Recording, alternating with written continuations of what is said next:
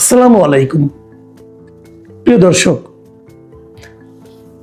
গত দুদিন ধরে আমার কাছে বিভিন্ন জন আমার কন্টেন্টের নিচে যে কমেন্ট লেখা হয়, যে কমেন্ট আপনারা দেখেন, সেখানে কমেন্ট করেছেন যে আমি যেন বাংলাদেশ ব্যাংকের যে সর্বশেষ নিয়োগ, মানে নতুন যে গভর্নর নিয়োগ করা হলো, এ নিয়ে যেন কিছু কথা বলি।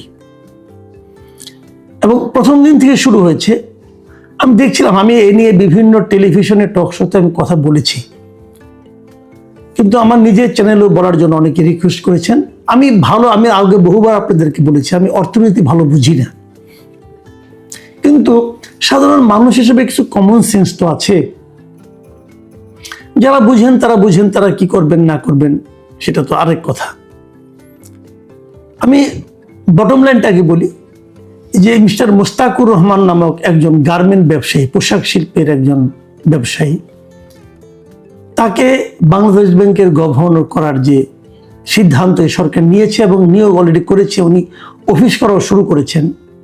আমি মনে করি এই সরকারের সবচেয়ে ঝুঁকিপূর্ণ এবং রিস্কি সিদ্ধান্তগুলোর মধ্যে এ যাবৎ তারা যা নিয়েছেন তার মধ্যে এটা একটা। এবং এই সিদ্ধান্ত সরকারকে কোথায় নিয়ে যাবে এটা বলা বড় কঠিন। কেন কঠিন সেটা বলি।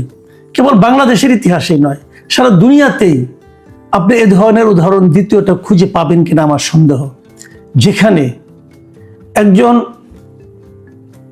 ব্যবসায়ীকে একটা দেশের আপনার ব্যাংকে, যে রাষ্ট্রীয় যে ব্যাংক, ফেডারেল ব্যাংক যেটাকে বলি অনেক জায়গায় আপনার, আমাদের এখানে যে মূল যে ব্যাংক, রাষ্ট্রীয় ব্যাংক বাংলাদেশ ব্যাংক যেটা আছে, সেই ব্যাংকের গভর্নর বানানো হয়, এরকম ঘটনা খুঁজে পাওয়া কঠিন। তার উপর সেই ব্যবসায়ী, যিনি যে ব্যবসা প্রতিষ্ঠানের মালিক অথবা মূল লোক, সিইও অথবা এমডি ছিলেন, সেটা এমন একটা ব্যবসা প্রতিষ্ঠান যে ব্যবসা প্রতিষ্ঠান নিজেই ঋণ খেলাপি এবং অনেক বিশেষ বিবেচনায় উনি তার ঋণকে পুনঃতফসিলীকরণ করতে পেরেছেন। ব্যাপারটা সহজ করে বলি, পুনঃতফসিল ওনার একটা বিশাল অঙ্কের ঋণ, প্রায় 89 কোটি টাকার ঋণ, সেই ঋণটাকে উনি দিতে পারছেন না, ঋণ খেলাপি হয়ে যাচ্ছেন। সেখান থেকে বলছে, ঠিক আছে, তুমি তাহলে অল্প কিছু দাও, দিয়ে তুমি ঋণটাকে আবার নিয়মিত কিস্তি দেওয়া শুরু করো। ওই 2% না কত পার্সেন্ট দিয়ে উনি সেটাকে 10 বছরের মেয়াদে এই ঋণটাকে আবার চালু করার চেষ্টা করেছেন। উনি একবার ব্যর্থ হওয়ার পরে উনি বিশেষ বিবেচনায় পেয়েছেন। বিশেষ বিবেচনা কেন? কারণ উনি বিএনপির রাজনীতির সঙ্গে খুব জড়িত ছিলেন, এতটাই জড়িত যে বিএনপির যে নির্বাচন পরিচালনা কমিটি ছিল, সেই কমিটির উনি একজন শীর্ষস্থানীয় সদস্য ছিলেন। তার এই নিয়োগটা হয়েছে রাজনৈতিক নিয়োগ। এটা হতে পারে, আমি যদি এটা রাজনৈতিক নিয়োগ, আপত্তি নেই, আমার আপত্তি নেই। এই কারণে একটা রাজনৈতিক দল নতুনভাবে ক্ষমতায় এসেছেন, তারা তো রাজনৈতিক ব্যক্তিকেই নিয়োগ করবেন, তার রাজনীতির সঙ্গে যারা জড়িত, তার রাজনীতিকে যারা বিশ্বাস করেন, উনি তো তাদেরকে নিয়োগ করবেন। এটা হতে পারে, কিন্তু আমার কথাটা হলো কি, আপনার রাজনীতি যারা বিশ্বাস করে তার মধ্যে আপনি একজন ব্যাংকার পান নাই, একজন অর্থনীতিবিদ পান নাই, ওনাকে আনতে হবে কেন? উনি তো এমন একটা ব্যবসা প্রতিষ্ঠানের পরিচালনার মূল দায়িত্বে ছিলেন, সিইও ছিলেন, যে ব্যবসা প্রতিষ্ঠানটা ব্যাংক থেকে ঋণ নিয়ে ঋণ পরিশোধ করতে পারে নাই। সেরকম ব্যবসা প্রতিষ্ঠানের শীর্ষ কর্মকর্তা ছিলেন। এখন উনি যখন আসছেন, এখন ওনার প্রতিষ্ঠানে ঋণ টিন পাওয়া আরো সহজ হয়ে যাবে না? এটা তো একদিক দিয়ে কনফ্লিক্ট অফ ইন্টারেস্ট হলো তো, সেটা কেন করলেন আপনারা? এবং এটা বললাম তো, দ্বিতীয় আরেকটা উদাহরণ আপনারা খুঁজে বের করতে পারবেন না। আমি দেখলাম যে আমাদের অর্থমন্ত্রী মিস্টার আমির খুসরো মাহমুদ চৌধুরী, উনিও একজন ব্যবসায়ী, উনি বলছেন যে সরকার এই কাজটা করেছে, সরকার এটা করতে পারে। হ্যাঁ পারে, সরকার অবশ্যই পারে, কিন্তু আমি কি প্রশ্ন করতে পারি না সরকার কেন পারে? এই প্রশ্ন করার অধিকার কি আমাদের নাই? নিশ্চয়ই আছে। এখন সেই প্রশ্নটাই আমরা করছি, ভাই আপনারা এই কাজটা করলেন, কেন করলেন? একটা ব্যাখ্যা দেন। আগে আমরা দেখেছি আপনার ইউনূস সাহেবের আমলে যে ওনার সরকারের যা কিছু হতো, ওনার একটা প্রেস উইং ছিল, সেই প্রেস উইং নিয়ে আমরা হাসাহাসি করতাম, অনেক কিছু করতাম, কিন্তু একটা জিনিস আমরা দেখতাম যে সেই প্রেস উইং চট করে একটা ব্যাখ্যা দিত। এখন এই সরকার ব্যাখ্যাও দেয় না, এই সরকার ব্যাখ্যাও দেয় না, এখন পর্যন্ত কোনো ব্যাখ্যা পাইনি। না মন্ত্রী দিচ্ছে, না প্রেস উইং দিচ্ছে, কেউ ব্যাখ্যা দিচ্ছে না। কিন্তু প্রশ্ন তো মানুষের মনে জাগছে, যতক্ষণ পর্যন্ত এই প্রশ্নের উত্তর কেউ না পাবে, ততক্ষণ পর্যন্ত কিন্তু এটা নিয়ে মানুষের মধ্যে নানা ধরনের কথাবার্তা হবে, নানা ধরনের চিন্তা হবে।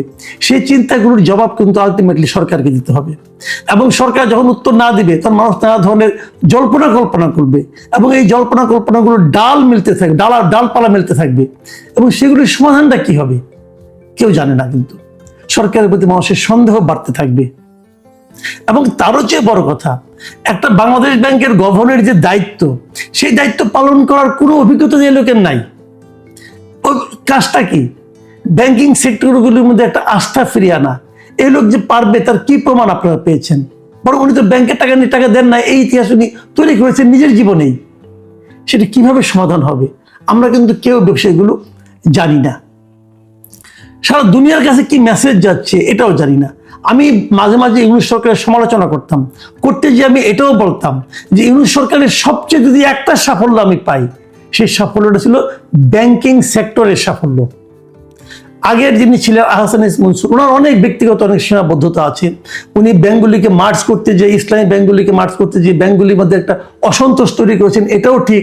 প্রায় বিশাল সংখ্যক গ্রাহককে উনি ক্ষতিগ্রস্ত করেছেন, ওটাও ঠিক।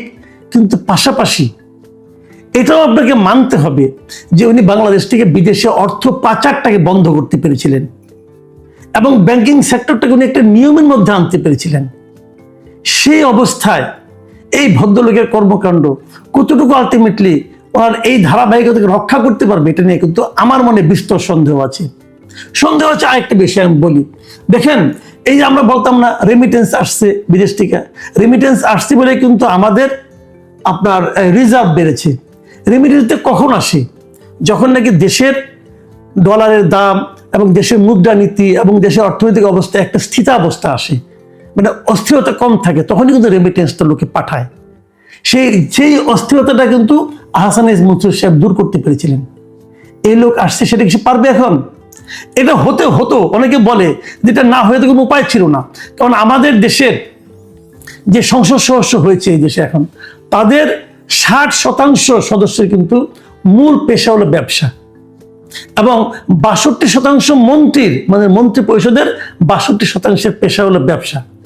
তাহলে, এবং তাছাড়া আরো বলি আপনাকে, এমপিদের যারা সংসদ সদস্য, তাদের 50% হলো ঋণগ্রস্ত। তো এরকম একটা সরকারের অর্থনৈতিক সুযোগ সুবিধা করে দেওয়ার জন্য বাংলাদেশ ব্যাংকের গভর্নর আরেকজন ঋণগ্রস্ত ব্যবসায়ী হবেন, এটাই তো স্বাভাবিক। তখন ওনাদের অবস্থা দেখছেন, দেশের অবস্থা কি হবে? দেশকে স্বাভাবিক পথে অগ্রসর হতে পারবে এই লোককে নিয়ে? আমি কিন্তু ভয় আছি ভাই। প্রিয় দর্শক, এই ভয় অমূলক হোক এই প্রত্যাশা করি, কিন্তু হবে কি?